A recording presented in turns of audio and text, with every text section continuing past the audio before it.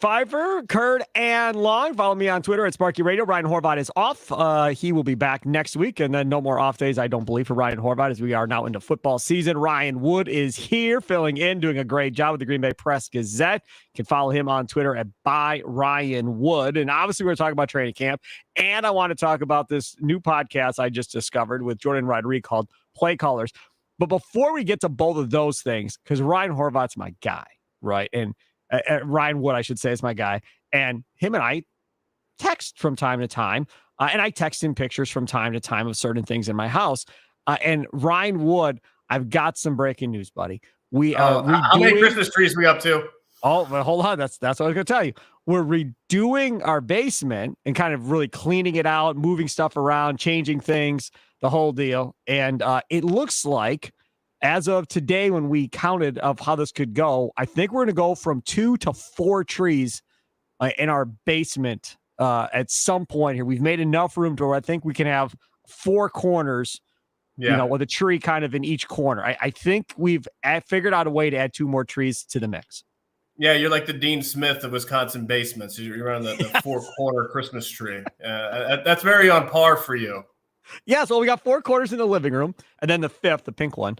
But now I think we'll be able to have 4 corners in the basement too. So I'm trying to get to 20. I think I've set the goal of trying to figure out how to get 20 Christmas trees in the place, and we'll see if I can get there at some point. All right, so let's get to some football stuff.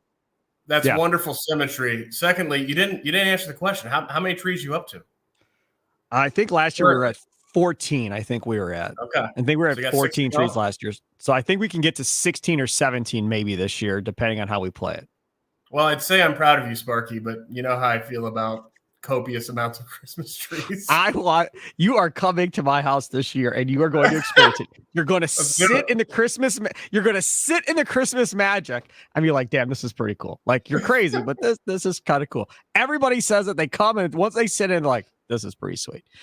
Okay, so let's talk about this podcast, Play Callers, before we get to the training camp stuff. Obviously, because Ryan Wood is there every day and can tell us all about what he's seeing. But I was listening to this podcast, Play Callers. I've never heard of it, whatever, just stumbled upon it. And Jordan Rodriguez, who she's very, very good.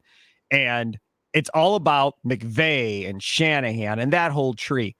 And you don't realize how many of their people that have been influenced by them are really on every team across the league. Like, every team has somebody seemingly on their offensive staff that has been attached or coached under Shanahan or Ryan Wood, or Sean McVay at this point. And then LaFleur, for the Packers, you have Art Smith, the head coach of the Falcons, Nathaniel Hackett, which he may not want to own up to now at this point anyhow, but you still have to attach him to Matt LaFleur and Hackett and the job that he's done with play calling. So he's got his own little tree growing as well. When they hired Matt LaFleur, a lot of us didn't really know much. His offense wasn't that good in Tennessee. If you remember that year, they were like 26th or something like that coming from Tennessee. And it was a big unknown. Murphy, I'm sold on him. Like, this is my guy. Da-da-da-da-da. Okay, fine. We'll see. Rodgers obviously didn't know anything about him. I don't think either had to be sold on him. What have you learned about Matt LaFleur, the coach, the dude, since they brought him in that first day when you first had that introductory press conference to kind of where you are now with Matt LaFleur and kind of maybe how he's changed and progressed along the way? Well, I guess the first thing I should say is that we're about to learn a whole lot more about Matt LaFleur than we knew in the first 4 seasons, because this is his offense now, right? And he's couched it as it's not that much different than before. It's still being quarterback friendly, which is what it was with Aaron Rodgers. It's going to be with Jordan Love. But it was way more of a collaboration with Aaron Rodgers and his, whatever it was, 13 years of experience in the NFL, bringing that institutionalized knowledge and molding that into a collaboration than it's going to be now. I mean, this is Matt LaFleur's handpicked guy in Jordan Love. He's the guy that he's been able to groom for 3 years to his playbook specifications. We're about to learn a whole lot more about Matt LaFleur. But as far as him as a coach and what we've seen so far, he's a really energetic guy. He's very hands-on in practice, all over the place. He's a guy I think players genuinely like a lot because he brings that energy every day. He's gotten so much more comfortable in what is an underrated but still pretty important part of his job, which is being the public face of the Green Bay Packers. You're the head coach. You talk to the media more than anybody in the building. It's every day during the season. And he's got, you go back to his introductory press conference. I remember a couple of years ago talking to him about it. Deer in headlights. It was new because he'd never done that before. He'd always been an assistant and then a coordinator. Well, he did it a lot better than Nick Sirianni did at his introductory press conference. That I do know for sure. He's got a lot more comfortable there. So, as far as a personality, he's got a personality that would lend itself to being a player's coach. He very much believes in not pushing his players too hard. He's very mindful of attrition during the season. That's why training camp practices are not what they used to be in Green Bay or really around the NFL with the new CBA, but especially in Green Bay, he's very mindful of that.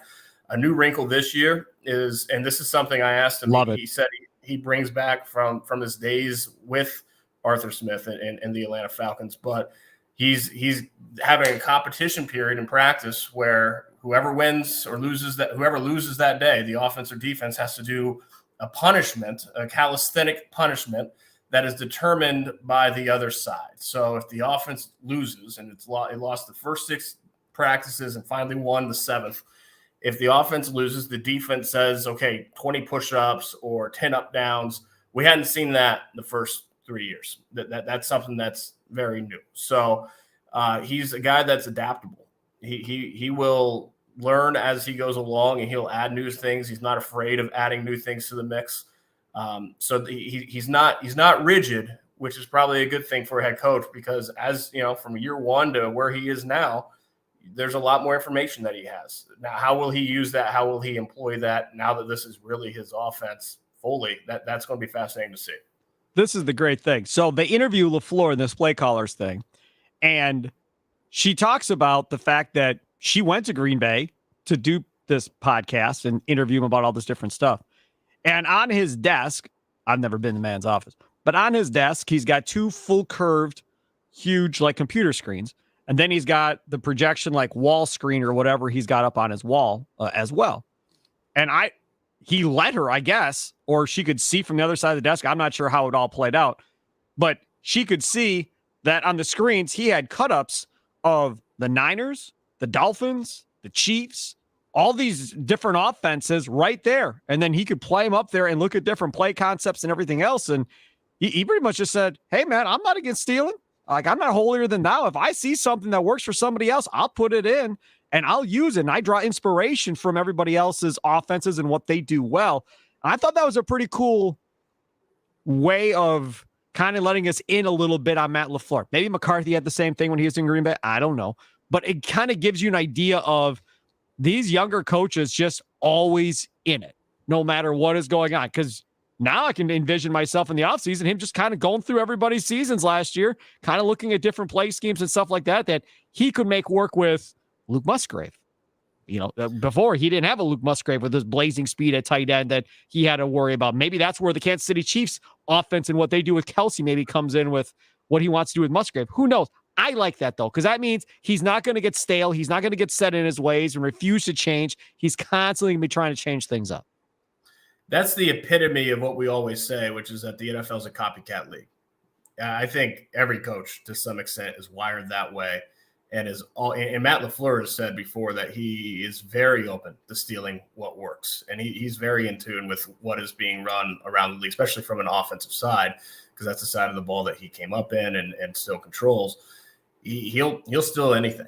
And I don't think that's unique to him. I think that's how coaches in this league operate, because again, it's a copycat league. But when he has developmental projects, some are self-scout, some are literally scouting what his team does, how if they were going to draw a game plan against his own team, how would they do that? What are the strengths? What are the weaknesses?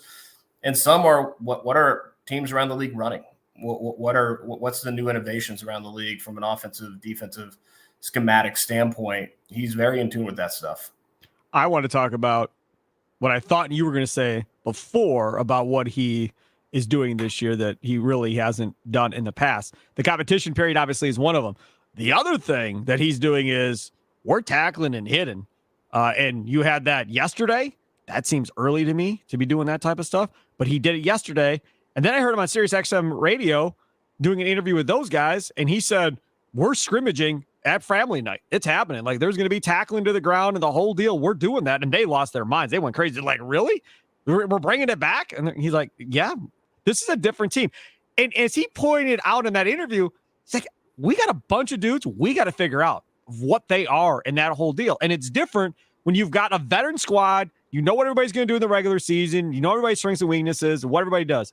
But when you got an offense that you have question marks across the board on, especially with wide receiver and tight end, it makes sense. And as a fan, now I got a real reason to watch family night on Saturday night on TV, or go to family night if a lot of you are going, because that's the best part of family night is watching that aspect of it, Ryan. I think the two things are connected. I think the fact that you're seeing post-practice calisthenics punishment, which is something that really goes back to Lombardi days since we've seen. I mean, we've never seen that before. And the fact that you're seeing actual tackle early in camp, tackle periods, it goes back to having a younger roster. When you got a younger roster, when you're a young man in general, you can do a whole lot more things that you can't do as you get older, right? I don't even remember what that was like.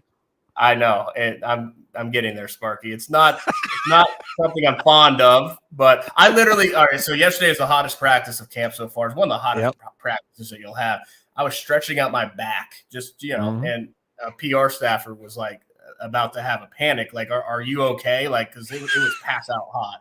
And I turned to him. I was like, "Yeah, man, I'm just old. Like, I just need to stretch out this back, So." When you get up there in age, you're not able to do all the things you can do when you're a younger person. And this is a young roster. And so, they can go out and tackle. They can go out. Is Aaron Rodgers doing jumping jacks and up downs if his offense loses? Is he going to agree to that? He didn't in Green Bay either. No chance. It's not happening. I mean, there's no way he could have done this stuff with Aaron Rodgers. Nope. And he knew it. He may have wanted to do it, but once he got to know Aaron, he was like, yeah, this ain't going to fly, dude. Because he said they did it in Atlanta. Well, they did it in Atlanta. That means he did it with Matt Ryan. They were doing this stuff with Matt Ryan, who also was not a bum quarterback. He was a really good quarterback back in his day. And it means he's had that the last 4 seasons. Yes. And he hasn't used it until now. And what we just talked about, Matt LaFleur is very adaptable. He's adapting to this younger roster. He's doing new things because he can, because the roster is younger, and he's coaching not in grand thematic ways, but he's in little intricate details. He's coaching differently. Ryan Wood of the Green Bay Press-Gazette joins us here on Curd and Long. Download it on your Odyssey app, wherever you download your favorite podcast at. You can also catch us. We stream all of these live on the Odyssey Sports YouTube page, and then they live there forever. Ryan Horvath again back next week. Ryan, your thoughts on the Mark Murphy comments yesterday on a radio show in Milwaukee, talking about, rooting for Aaron Rodgers, 65%. That's a big thing. Calling the Jets Green Bay East. LaFleur referenced them as Green Bay East as well in multiple interviews that I saw yesterday with LaFleur. Do you like this outward stuff coming from these two guys?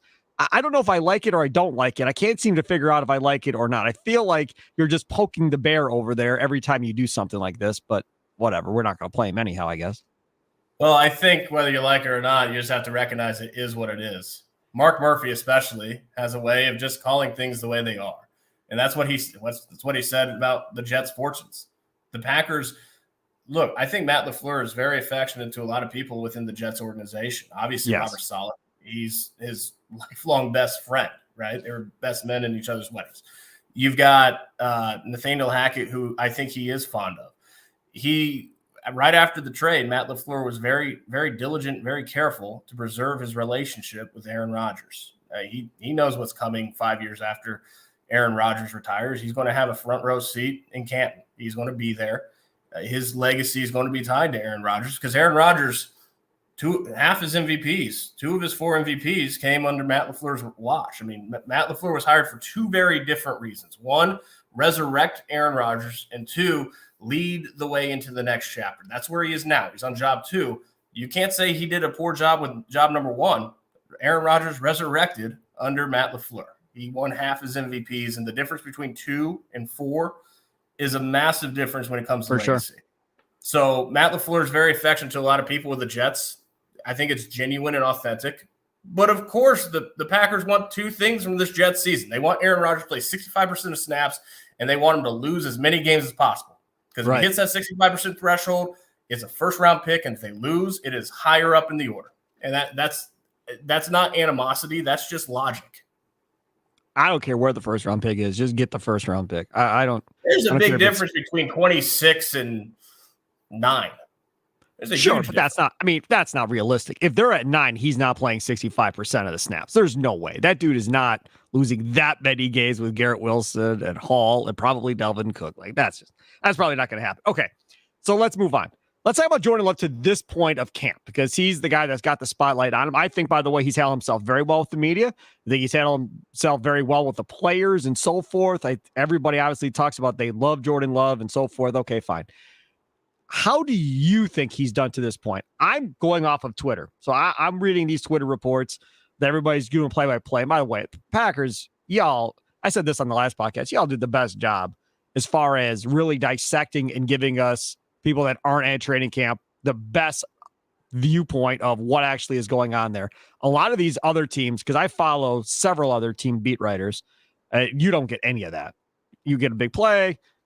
There's really nothing ever about punters or kickers or anything like that. That's completely ignored. And it's just not that much detail. And then, here's my story. And then if you want to go read their story and then you have to pay for it, obviously, then you can do it. I think you guys do a great job of that. Love seems to be on the money with the deep ball at this point. I feel like that seems to be his strength.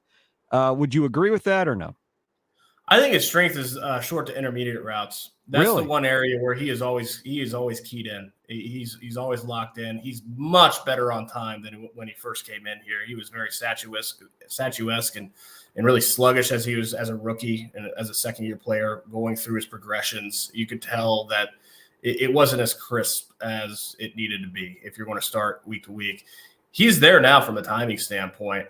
That's not to say that deep ball is bad. I mean, he had a rough first day with the deep ball throwing into the wind, a lot of underthrows. Yep. He's made a handful of chunk yardage throws that you want from your starting quarterback. Now, the truth is, 1 week of camp, we don't know what Jordan Love's going to be once the games start. We have no idea. It's an entirely different organism. When you can get hit for real and you don't have the red practice jersey on, the game changes. And we haven't really seen that from a week to week. So we won't really know until the games start. I've seen him make every single throw that you want a starting quarterback to make. He can make everything. The arm talent that made him a first-round pick is there. But that doesn't mean it'll be consistent enough when the games start and you can get hit and it's just different. It doesn't mean that he can feel a pocket the way that a starting quarterback needs to when you're not wearing that red jersey. It doesn't mean that once there's film on Jordan Love and opposing defenses are devising game plans every single week to stop you and take away your strengths, it doesn't mean that he'll be good. We don't know. It doesn't mean he'll be bad either. We just don't know right now. But I do think that it's a good platform to be building off of that. I've seen him make every throw, and there's no question that there's arm talent there. What about these design runs that I'm seeing come across my timeline? Having watched him in Green Bay, very statuesque, not really looking to run necessarily. And then I start seeing, okay, design run stopped. Okay. Do we think these design runs are going to be a part of this offense? Do we think he's going to get 3 to 5 design runs throughout the course of the game? Me personally, not a fan. You got all kinds of inexperience behind him. You don't have a vet, nothing like that behind him. Why put him at risk of possibly getting hurt by having design runs set up for him to go out there and do? I don't like it because I'm old, I guess. It's different, I think, if it's Richardson in Indianapolis, who is an incredible, superb athlete and built like a damn middle linebacker, and he takes a hit. I feel, okay, I'm okay with that, and this is what he's done. I get that. Jordan Love doesn't seem to be the same to me from that perspective. I don't think they'd be putting the RPOs into their installations if it wasn't going to be part of the offense. Now, how much, we'll have to find out. We don't know, but they're putting RPOs in. I imagine they're going to use them at least some. To me, the most fascinating thing when it comes to the question of what kind of quarterback will Jordan Love be it's going to be how much does he stay in the pocket on schedule and how much does he get out of the pocket. And a lot of times with young quarterbacks, they have a tendency to sense pressure too soon and tuck too soon and leave the pocket before they need to. Jordan Love was rare because he was like the opposite of that when he came in. Like he never left the pocket the first couple of years. He was always in the pocket, which is good. That's what you want. But let's remember, Jordan Love, he was, what made Aaron Rodgers so special? The off schedule, the play extensions, his mobility, his ability to get out of the pocket and make plays with his legs. Aaron Rodgers ran a 4.71 40 before the combine. Jordan Love ran a 4.74. Their mobility, their speed is almost identical. How much is Jordan Love going to be comfortable when plays break down? Because they're going to break down. Even with a solid offensive line in front of them, that's playing quarterback in the NFL. It's not always going to be perfect. Football is not in a vacuum. The playbook is not always the way that the play is going to unfold on the field. When it diverts from that, how comfortable is he going to be still making plays? Because that's his job. Even if things go haywire, you still have to – you got to avoid the mistakes, the turnovers, the sacks, and you've got to make something happen sometimes out of nothing. So much of his job is going to be that. I think it's a positive that he looks much more comfortable getting out of the pocket than he did his first couple of years. It's just when the games are real, what's that going to look like?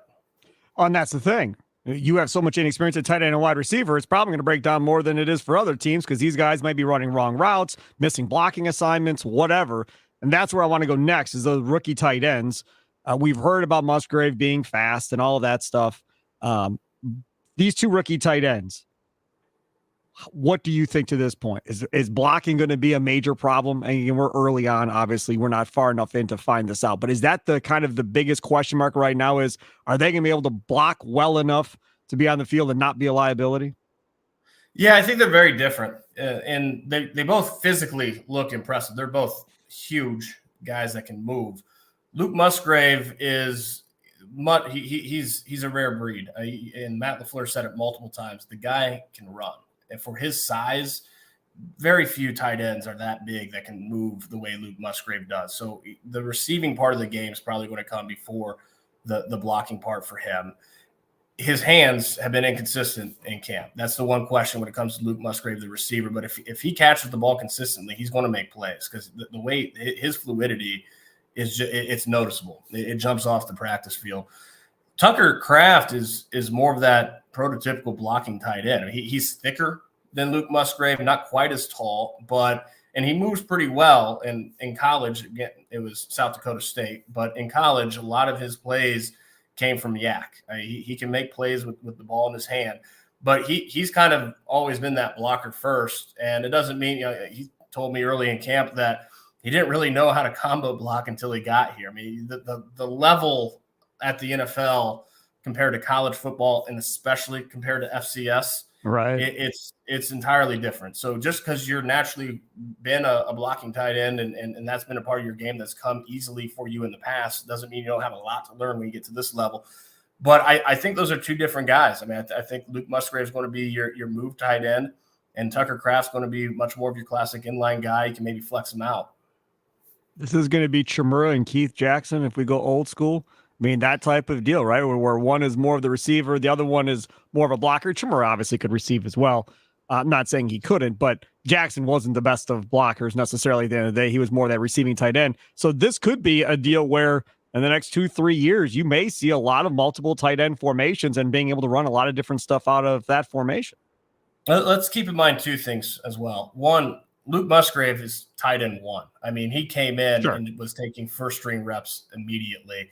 They're rotating not just Luke Musgrave and Tucker Kraft, but they're also rotating Josiah DeGuara and Tyler Davis as tight ends with the first string. But Luke Musgrave already, he has tight end one written on his helmet. I mean, that's the reps he's getting. Tucker Kraft's fluctuating between first team, second team. He's a little bit behind, and that's not exactly a surprise, not only because FCS compared to Pac-12, but also second round compared to third round. I mean, it's going to take a little bit more time. But let's keep in mind this too. What do we say about Matt LaFleur and watching all the offenses around the league? The offense that his purest playbook most closely resembles is Kyle Shanahan's in San Francisco. And there's nobody in the NFL from an offensive side that is more multiple than Kyle Shanahan. He loves not just tight ends, but Yushef in the backfield as a fullback, lead blocker. He loves going multiple and getting away more than any other coach in the league from that 11 personnel with 3 receivers. And so I think you might see a lot of multiple tight end personnel this season with Jordan Love. Big question is how quickly as rookies do Luke Musgrave and Tucker Kraft get it, and how quickly do they assimilate and acclimate to this level? Have you seen any progression from Watson and Dobbs at wide receiver? I think just the fact that Christian Watson's healthy. I mean, a year ago, he missed over half of camp coming in after that offseason knee procedure that he had. And Matt LaFleur said, in hindsight, that had a big part to do with Christian Watson's slow progression onto the field as a rookie. And there's a reason why it took until week 10 to blow up and become Christian Watson. He didn't get a lot of offseason time as a rookie going into his first camp, missed a lot of camp practices. The fact that he's on the field now is a very good thing. The fact that he's staying healthy, that can't help but benefit you. I think, with Romeo Dobbs, it's very interesting. I wrote a story going into camp on Jordan Love, and part of that story. Great story. Great piece. Go read it. Romeo Dobbs has been working with Steve Calhoun, who is Jordan Love's longtime personal coach. Steve Calhoun's been working with Jordan Love since Jordan Love was 14 years old. That dude's Armed and Dangerous on Twitter, I think it's his Twitter handle or something like that. Yeah. I mean, they're very close, and he's worked with other NFL quarterbacks and receivers as well. He's so renowned that Aaron Jones take it nothing away from Jordan Love. Aaron Jones badly wanted to work with Steve Calhoun to develop his route tree, not as a running back, but become more of like a pure receiving type target out of the backfield and expand his route tree. He wanted to work with Steve Calhoun. Romeo Dobbs has been working with Steve Calhoun since going into his senior year at Nevada. So he's been around Jordan Love a lot, not just in Green Bay, but in Southern California. Romeo Dobbs just happened to get drafted to the team that Jordan Love is now the starting quarterback for. So the rapport between those two goes back years, and it extends past Green Bay. That's going to be very helpful for both of them.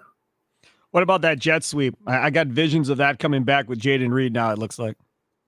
They have so many options. I think this is going to help Christian Watson. I asked Matt LaFleur about this, and it's not that Christian Watson will never be in the slot, but they have so many. They're flush with slot options now in this offense. From Jaden Reed, Romeo Dobbs can be in the slot. He's pretty natural there. Samori Toure can play anywhere, including the slot. They have so many more slot options than they've had in a long time in this offense. It's different seeing a Jaden Reed take a jet sweep compared to Allen Lazard. There's a lot of things Allen Lazard did very well, but he wasn't your prototypical jet sweep ball carrier. It just always seemed a bit odd, and Jaden Reed is built for that. So I where that helps Christian Watson.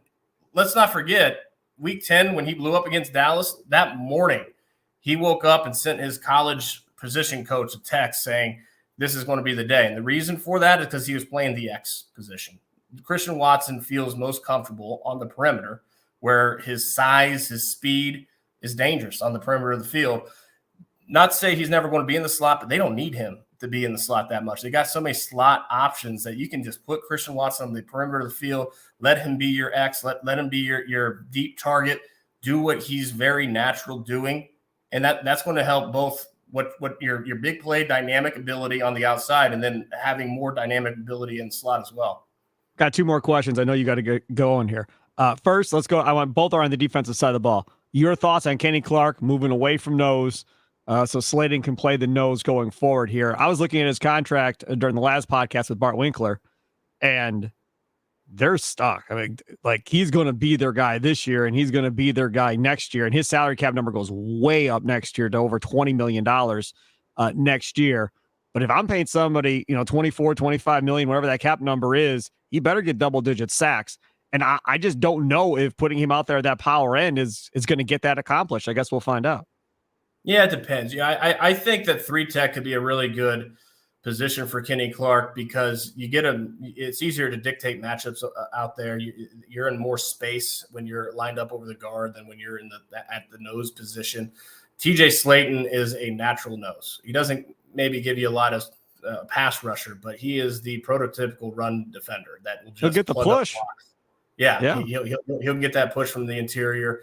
Good run defender. Kenny Clark at the 3 tech, that's better from a matchup standpoint. He's in more space. The further you get away from the football, the more space you have to operate, and the more that Kenny Clark's athleticism can take over. So, he hasn't complained about it, and I think there's a reason for that. I think he's looking forward to being able to diversify what he does. It doesn't mean that Kenny Clark will never be the nose tackle. And let's not forget, what are the Packers, like every other defense in the NFL, predominantly run? Nickel. And when you're nickel, you're basically at a 3 tech anyway, and you got 2 down linemen on the field, and you're so that part of the game, the sub package game, that's not going to change a lot. It's just when they're in base. But yeah, Kenny Clark, we've been waiting for him to have one of those dynamic years. I mean, he has spurts where he is just unblockable for a month, and then it's more pedestrian. We've been waiting for him to put that all together. This very well could be the year. Last question. Are we any closer to what we think the safety position is going to look like on this team, or is that still wide open? I think there's a longer way to go at safety than even right tackle. And I'm not saying that Zach Tom has solidified himself as a starting right tackle, but if you look at the reps, he's clearly the leader right now. It very much looks like they're treating Josh Nijman as the potential swing tackle unless Zach Tom struggles at right tackle, in which case they'll adapt. I think they have more clarity there than they do at safety. I mean, it's going to be Darnell Savage and somebody, whether that's Rudy Ford, Jonathan Owens, Tarvarius Moore. It is very, very up in the air right now. And a week into camp, it's not alarming. There's a long way to go. Right. But I think you're going to see that race go throughout most of camp. That's awesome. He is Ryan Wood. Family night, of course, coming up on Saturday night. We'll get to see a scrimmage on Saturday night as well. Looking forward to all of that. Follow Ryan, of course, on Twitter at @RyanWood. He has that Jordan Love article pinned on his Twitter account, by the way. If you didn't read it, you still have plenty of time to go read it. It was very, very well done. I put together, as always, by the award-winning Ryan Wood. Ryan, thank you so much, my friend. Have a good weekend. All right, take care, Sparky. Enjoy those Christmas trees. You know I will.